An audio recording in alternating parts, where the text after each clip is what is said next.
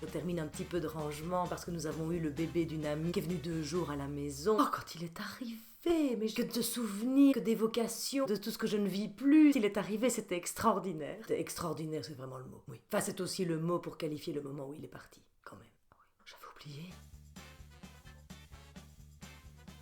Donc j'ai une amie, Steph, qui a voulu un bébé, mais pendant tellement longtemps. Et avec sa compagne, elles ont enfin un bébé. Et ce petit loulou a à peine 3 mois. C'est un beau bébé, magnifique. Bon, il a beaucoup de coliques. Mais comme beaucoup de bébés, enfin je dirais en plus on le sait bien, c'est un peu comme quand on joue à la loterie. Voilà, vous savez pas si vous allez aligner les 6 chiffres d'un coup ou si vous vous chopez seulement 2 chiffres et un gain de 12 €. Donc voilà, ça fait 3 mois qu'il est là. Elles s'en occupent full time toutes les deux. Elles ont déjà repris le boulot. Je voyais bien que Steph, ma copine, elle était à bout. Je l'avais eu l'autre jour au téléphone. Elle pleurait en me disant j'en peux plus. On n'a plus de temps pour nous. Je comprends. Bon, et c'est vrai que je lui avais déjà dit plein de fois, tu n'hésites pas. Si t'as besoin d'aide, il faut se faire bien entourer. Et là, elle me dit, Catherine, rêverait qu'on parte toutes les deux, même juste une nuit. Est-ce que ta proposition tiendrait toujours?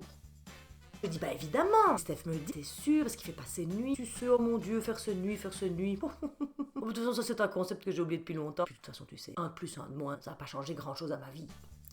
Je n'avais pas bien réfléchi vraiment. Le soir, je dis à Bertrand, j'ai proposé qu'on prenne le petit Sam pendant 2 jours, une nuit. Et là, Bertrand me regarde, il me fait, mais t'es folle ou quoi? Je dis, Bertrand, on en a élevé 4. Ça nous aurait plu. À une époque, des amis nous proposent de prendre nos enfants. Et là, il me dit, ça n'est jamais arrivé, demande-toi bien pourquoi. Ça n'est pas arrivé parce que nos amis avaient des enfants en même temps que nous et qu'à un moment donné, il dit, ben nous aussi on a des enfants. Bertrand, je dis, ils sont grands maintenant. Mathilde est surexcitée. Camille a déjà dit qu'elle m'aiderait. Je dis, un bébé.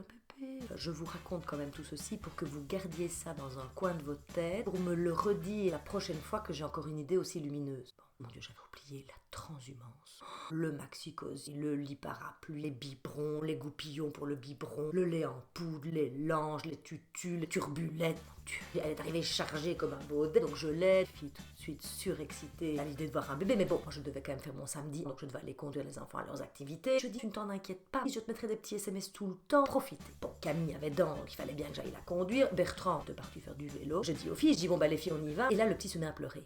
Camille me dit, peut-être qu'il fait popo, peut-être qu'il est mouillé. Je dis, écoute, on va pas commencer à le changer là maintenant. Je dis, parce que sinon, toi, ton cours de danse, tu n'y seras jamais. Mathilde, qui passait son temps à dire, pousse pour faire caca. Je dis, écoute, même s'il pousse pour faire caca, il a un linge pour réceptionner le caca. Mais tu vas pas le laisser dans son caca. Je dis, je ne vais pas le laisser dans son caca longtemps. On va aller déposer Camille à la danse, on reviendra à la maison, on le changera à ce moment-là. Je lui ferai son biberon, on repartira chercher Camille. J'étais un peu paniquée quand même. Donc, me voilà, avec le maxi-cosy, tout le bazar, les filles. Il m'a fallu déjà 10 minutes pour réussir à accrocher ce maxi-cosy isofix de je ne sais quoi. Non, mes enfants n'ont pas eu ça. Moi, c'était des maxi-cosy, on mettait la ceinture autour, et puis, oups, c'était bon. Non, ici, un bazar avec des ceintures, et j'ai dû aller rechercher dans les sièges. Enfin, comment est-ce qu'ils peuvent enculer les mouches comme ça et faire chier les parents? Je suis pour la sécurité pour les enfants en voiture, mais quand même, est-ce que les constructeurs ne peuvent pas penser à un système pratique? Oui, évidemment, si on a la base Isofix, c'est formidable, on fait clic, mais si on n'a pas la base Isofix, qu'est-ce qu'on fait? On passe 10 minutes à 4 pattes à essayer de récupérer les trucs pour embrancher le siège dans ces petites fixations. Oui, mais bon, on a fait le trajet pour aller jusqu'au cours de danse avec ce petit Samuel.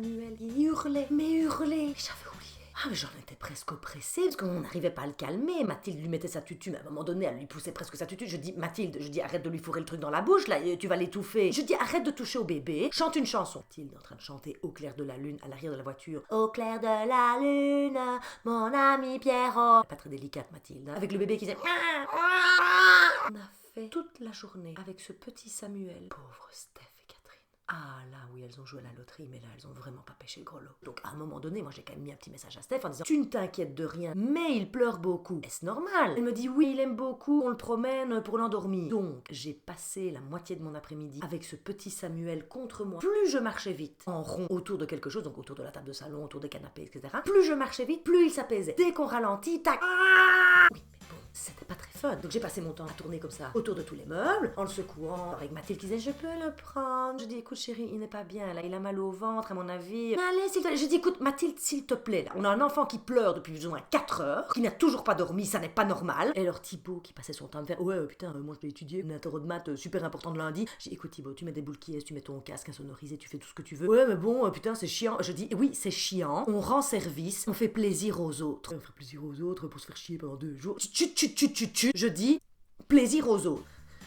J'essayais d'y croire moi-même. Bertrand rentre à 15 heures dans un état épouvantable. Il a fait 67 km à vélo, il était épuisé. Il rentre évidemment dans une ambiance qui n'était pas ukulélé. Et je me fais, qu'est-ce qu'il a? Je pense qu'il a mal au ventre, il n'arrive pas à s'endormir. Il dit, bah mets-le dans son lit. Si je le mets dans son lit, il hurle Bertrand. Bah tu le laisses hurler. Je dis, mais je ne sais pas le laisser hurler. Je dis, j'ai mal au ventre moi-même. Limite, j'ai presque l'impression que j'ai une montée de lait alors que je n'ai plus de lait. Et il me regarde et il me dit, et qu'est-ce que tu vas faire pour la nuit? Je dis, qu'est-ce que je vais faire pour la nuit? On a installé le lit parapluie dans la chambre. Putain, j'ai 67 km dans les pattes, là je suis crevée, demain j'ai tournoi de tennis. Ne me réveille pas. Bertrand, je dis, est-ce qu'on peut un peu penser aux autres? Là, il y a Martin qui passe et qui fait, putain, il est chiant ce bébé. On ne dit pas ça, Martin, d'un bébé. Un bébé pleure peut-être beaucoup, mais ça n'est pas pour ça qu'il est chiant. Bah si, tu vois bien qu'il est chiant. Mais avec Steph qui me mettait des petits messages, ça va, tout va bien. Je dis mais oui, c'est super, il pleure un petit peu, mais il n'a pas de fièvre, tout va bien. J'essaie de minimiser, moi évidemment. Fin de journée, finalement, il boit, il régurgite. Il a un reflux cet enfant. Je ne sais pas, il lui faut quelque chose à un moment donné. Enfin, j'en parlerai à Stéphanie. Je mets le petit au lit, il s'endort.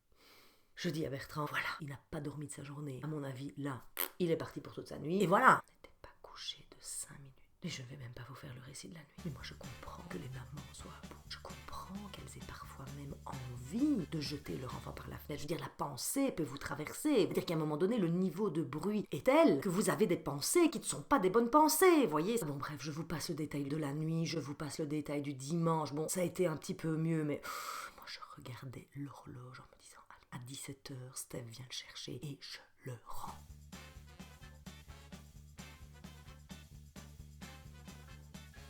Comment dites-vous? Je peux me dire que j'ai fait une bonne action, oui. Que j'ai permis à un jeune couple de se retrouver, oui.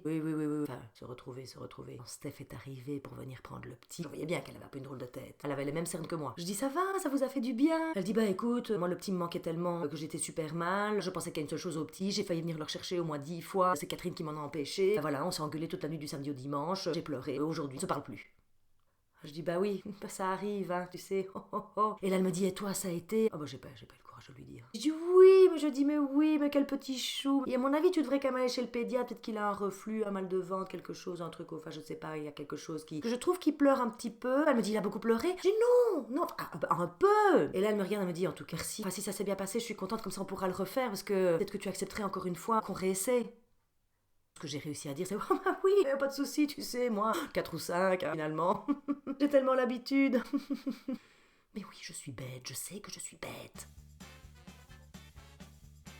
Dans tous les cas, je dois vous dire que j'ai réalisé à quel point le fait d'être sorti des couches, sorti des biberons, sorti de ce sac nurserie qu'il faut trimballer partout, où il faut penser qu'on a du talc pour ses fesses, est-ce qu'on a les lingettes, plus ce maxi-cosy, plus le sortir, le remonter, j'avais plus d'épaule, plus de bras, plus d'épaules, plus rien. Je me suis dit que j'ai de la chance. Et alors Mathilde, quand je rentre, qui me fait « Moi je suis vraiment triste que le bébé soit parti, tu vois, c'est pour ça que je voudrais un petit frère ou une petite sœur pour pouvoir m'en occuper tout le temps. » J'ai dit, écoute chérie, maman t'a déjà dit non, il n'y aura pas de petit frère, il n'y aura pas de petit... Mais pourquoi? Je dis parce que je ne peux plus. Moi, avoir du bruit comme ça dans les oreilles tout le temps, ça n'est plus possible. Et là, tout ce qu'elle a fait, c'est... Et j'étais repartie dans du bruit.